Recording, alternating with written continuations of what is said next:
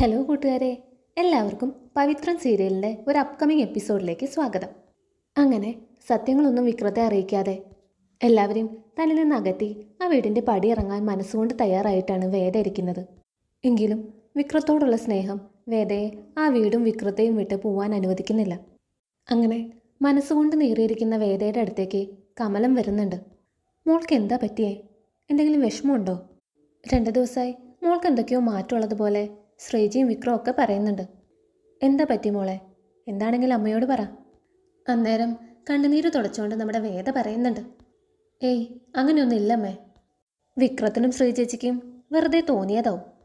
പിന്നെ എല്ലാവരെയും പോലെ തന്നെ അച്ഛനെ കാണാത്തതിലുള്ള ടെൻഷൻ എനിക്കും ഉണ്ട്. അന്നേരം കമലം പറയുന്നുണ്ട്.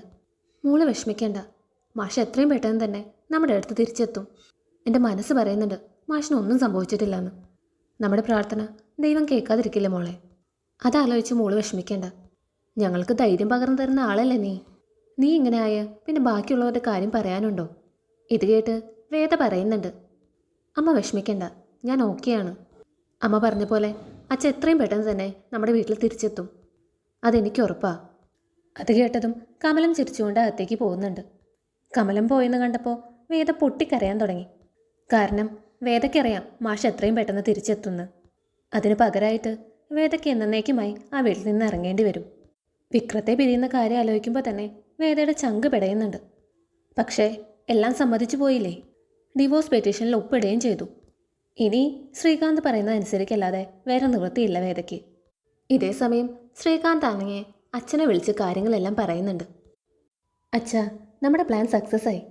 നമ്മൾ ആഗ്രഹിച്ച പോലെ തന്നെ വേദ വിക്രമായിട്ടുള്ള എല്ലാ ബന്ധവും ഉപേക്ഷിച്ച് വരാൻ തയ്യാറായി. മാത്രമല്ല അവളെക്കൊണ്ട് ഞാൻ ഡിവോഴ്സ് പെറ്റീഷനിൽ ഒപ്പിടുകയും ചെയ്തിട്ടുണ്ട്. ഇത് കേട്ടതും ശങ്കരനാരായണന് ഭയങ്കര സന്തോഷമായി. വേദ തിരിച്ചു വരാമെന്ന് സമ്മതിച്ചെങ്കിൽ ഇനി ഒട്ടും വൈകിക്കണ്ട, ആ മാഷിനെ വിട്ടയച്ചേക്ക്. അപ്പോൾ ശ്രീകാന്ത് പറയുന്നുണ്ട്, അയാളെ നാളെ തന്നെ വിട്ടയക്കുന്നുണ്ട് അച്ഛാ. ഇനി കാര്യങ്ങളെല്ലാം നമ്മൾ ഉദ്ദേശിച്ച വഴിക്ക് വരും. വേദ പഴയ വേദയെ നമ്മുടെ വീട്ടിലേക്ക് തന്നെ തിരിച്ചു വരും. അങ്ങനെ പറഞ്ഞ് ശ്രീകാന്ത് ഫോൺ കട്ട് ചെയ്യുന്നുണ്ട്. ആ രാത്രി വിക്രത്തിനും വേദയ്ക്കും ഒരേപോലെ ഉറങ്ങാൻ കഴിയില്ലായിരുന്നു. വേദയ്ക്കുണ്ടായ മാറ്റം എന്തുകൊണ്ടാണെന്ന് ആലോചിച്ച് വിക്രത്തെ പിരിയേണ്ടി വരുമല്ലോ എന്നാലോചിച്ച് വേദയ്ക്കും ആ രാത്രി ഉറക്കം വരുന്നില്ലായിരുന്നു. നേരം പുലർന്നപ്പോഴേക്കും ശ്രീകാന്തിൻ്റെ ഗുണ്ടകൾ മാഷിനെ വീടിൻ്റെ മുമ്പിൽ തന്നെ കിടത്തി പോയി കളഞ്ഞിരുന്നു. മുറ്റടിക്കാൻ വന്ന ശ്രീജയാണ് മാഷിനെ ആദ്യം കാണുന്നത്. മാഷിനെ കണ്ടതും ശ്രീജ അച്ഛാ എന്ന് അലറി വിളിക്കുന്നുണ്ട്. അത് കേട്ട് വീട്ടിലുള്ള ബാക്കിയുള്ളവരും പുറത്തേക്ക് വരുന്നുണ്ട്. ബോധമില്ലാതെ കിടക്കുന്ന മാഷിനെ കണ്ട് എല്ലാവരും പേടിക്കുന്നുണ്ട്. വിക്രം ആണെങ്കിൽ അച്ഛാ കണ്ണ് തുറക്ക് എന്നൊക്കെ പറയുന്നുണ്ട്.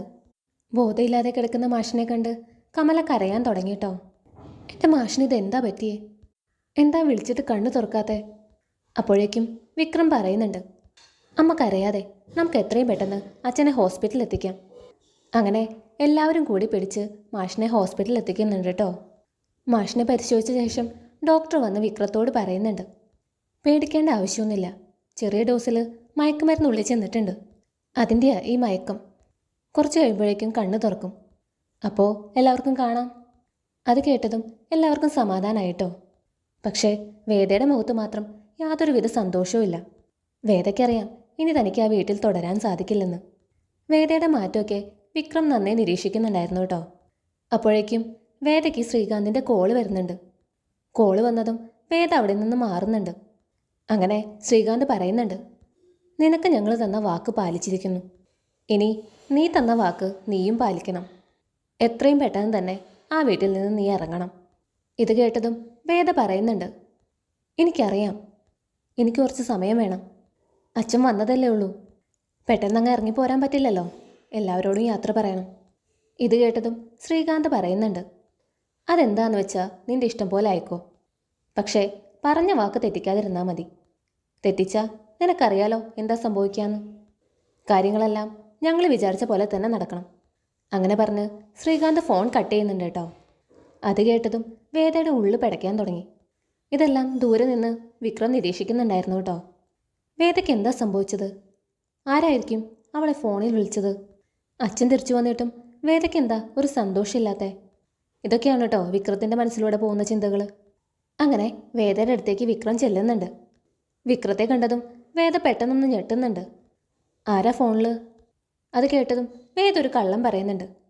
അത് എൻ്റെ ഒരു ക്ലയൻറ്റാ. അതെന്താ, ക്ലയൻറ്റിന് പേരില്ലേ? ഇത് കേട്ടതും വേദ ദേഷ്യത്തോടെ വിക്രത്തോട് പറയുന്നുണ്ട്. അതെന്തിനാ ഞാൻ വിക്രത്തോട് പറയുന്നേ? എൻ്റെ ക്ലയൻറ്റിൻ്റെ ഡീറ്റെയിൽസ് വിക്രം അറിയേണ്ട ആവശ്യമില്ലല്ലോ. ഇത് കേട്ടതും വിക്രം ചോദിക്കുന്നുണ്ട്. പറയുന്നില്ലെങ്കിൽ വേണ്ട. ഞാൻ മറ്റൊരു കാര്യം ചോദിച്ചോട്ടെ? അച്ഛൻ തിരിച്ചെത്തിയിട്ടും നിനക്കെന്താ ഒരു സന്തോഷമില്ലാത്തേ? മുഖത്തെപ്പോഴും ഒരു ടെൻഷനാണല്ലോ. അപ്പോൾ വേദ പറയുന്നുണ്ട്. ആര് പറഞ്ഞു സന്തോഷമില്ലാന്ന്? അച്ഛൻ തിരിച്ചു വന്നതിൽ എനിക്ക് നല്ല സന്തോഷമുണ്ട്. എന്ന് കരുതി എപ്പോഴും ചിരിച്ചുകൊണ്ട് നടക്കാൻ പറ്റുമോ? എനിക്ക് എൻ്റേതായ ടെൻഷനുകളുണ്ടാവും. അതൊക്കെ വിക്രത്തോട് പറയണമെന്ന് നിർബന്ധമൊന്നുമില്ലല്ലോ. ഇത് കേട്ടതും വിക്രത്തിന് ദേഷ്യം വരാൻ തുടങ്ങിയിട്ടോ. നിന്നോട് തർക്കിച്ചിട്ട് കാര്യമില്ലെന്ന് എനിക്കറിയാം. എന്നാലും എൻ്റെ ഒരു സമാധാനത്തിന് വേണ്ടി ചോദിച്ചതാ.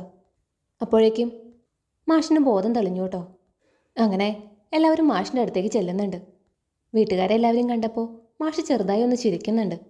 അപ്പോഴേക്കും കമല ചോദിക്കുന്നുണ്ട്. മാഷിന് എന്താ പറ്റിയത്? എന്തിനാ ആരോടും പറയാതെ ഹോസ്പിറ്റലിൽ നിന്ന് പോയത്? മാഷിനെ ആരെങ്കിലും തട്ടിക്കൊണ്ടു പോയതാണോ? ഇത്രയും ദിവസം മാഷ് എവിടെയായിരുന്നു? ഇത് കേട്ടതും മാഷ് പറയുന്നുണ്ട്. ഞാൻ എൻ്റെ ഇഷ്ടപ്രകാരമാണ് ഹോസ്പിറ്റലിൽ നിന്ന് ഇറങ്ങിയത്. പിന്നെ എവിടെയായിരുന്നു എന്ന് ചോദിച്ചാൽ എനിക്കറിയില്ല. ഹോസ്പിറ്റലിൽ നിന്ന് ഇറങ്ങിയതും ആരൊക്കെയോ ചേർന്ന് എന്നെ ഒരു വാനിൽ കയറ്റി ഒരു സ്ഥലത്ത് കൊണ്ടിട്ടു. പിന്നത്തെ കാര്യങ്ങളൊന്നും എനിക്കങ്ങനെ ഓർമ്മയില്ല. ഇത് കേട്ടതും കമല ചോദിക്കുന്നുണ്ട്. ആരാ മാഷെ അവർ? എന്തിനാ മാഷിനെ തട്ടിക്കൊണ്ടു പോയത്? അപ്പോൾ മാഷ് പറയുന്നുണ്ട്. അതല്ലേ ഞാൻ പറഞ്ഞത്, എനിക്കൊന്നും ഓർമ്മയില്ലെന്ന്. അപ്പോൾ വിക്രം പറയുന്നുണ്ട്. അമ്മേ, വെറുതെ അച്ഛനെ ചോദ്യം ചോദിച്ച് ബുദ്ധിമുട്ടിക്കേണ്ട. ആദ്യം അച്ഛൻ കുറച്ച് റെസ്റ്റ് എടുക്കട്ടെ. അപ്പോഴേക്കും അവിടേക്ക് പോലീസ് വരുന്നുണ്ട് കേട്ടോ. മാഷിൻ്റെ മൊഴി എടുക്കാനാണ് വരുന്നത്. നിങ്ങളെ ആരെങ്കിലും തട്ടിക്കൊണ്ട് പോയതാണോ? നിങ്ങൾക്ക് ആരെങ്കിലും സംശയമുണ്ടോ? ഇതിന് മറുപടിയായിട്ട് മാഷ് പറയുന്നുണ്ട്. എന്നെ ആരൊക്കെയോ ചേർന്ന് തട്ടിക്കൊണ്ട് പോയതാ. പക്ഷേ അവരാരാണെന്ന് എനിക്കറിയില്ല. എനിക്കങ്ങനെ പ്രത്യേകിച്ച് ആരും സംശയവുമില്ല. അപ്പോൾ പോലീസ് ചോദിക്കുന്നുണ്ട്. അങ്ങനെ പറഞ്ഞാൽ എങ്ങനെയാ? വെറുതെ ആരെങ്കിലും നിങ്ങളെ തട്ടിക്കൊണ്ട് പോവോ? അതിന് പിന്നിലൊരു കാരണം വേണ്ടേ? ഇത് കേട്ടതും വിക്രം അവിടെ ഇടപെടുന്നുണ്ട് കേട്ടോ. സാറേ, അച്ഛനിപ്പോൾ ബോധം തെളിഞ്ഞിട്ടേ ഉള്ളൂ. ഒന്നും ഓർത്തെടുക്കാൻ പറ്റുന്നില്ല. മൊഴി പിന്നെ എടുത്താൽ പോരെ? ഇപ്പോൾ അച്ഛന് റെസ്റ്റ് ആവശ്യമാണ്. അതിനുശേഷം ഞാൻ തന്നെ അച്ഛനെ പോലീസ് സ്റ്റേഷനിൽ കൊണ്ടുവരാം മൊഴി തരാനായിട്ട്. ഇത് കേട്ടതും ശരിയെന്ന് പറഞ്ഞ് പോലീസ് പോകുന്നുണ്ട് കേട്ടോ. അപ്പോൾ ഇത്രയൊക്കെയാണ് നാളത്തെ എപ്പിസോഡിൽ സംഭവിക്കാൻ പോകുന്നത്. വീഡിയോ ഇഷ്ടപ്പെട്ടാൽ ലൈക്ക് ചെയ്യാനും സബ്സ്ക്രൈബ് ചെയ്യാനും മറക്കല്ലേ. കൂടുതൽ വിശേഷങ്ങളുമായി അടുത്ത വീഡിയോയിൽ കാണാം. താങ്ക്